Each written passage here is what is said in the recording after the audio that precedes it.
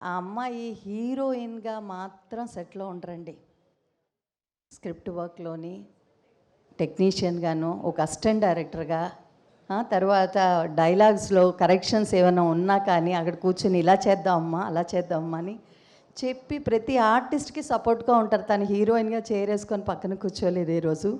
అది చాలా బాగా అనిపించింది కామాక్షి గారు.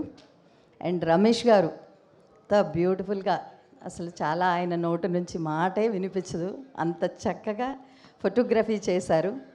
ఇంకా మా ప్రొడ్యూసర్స్ శ్రీనివాస్ చిట్టూరి గారి గురించి మేమెవ్వరం చెప్పక్కర్లే. ఎన్నో సినిమాలు తీసిన ప్రొడ్యూసర్ గారు ఆయన. ఆయన కానీ, పవన్ గారు కానీ ఒక స్మైల్ తప్ప ఇంకేమీ ఉండదు.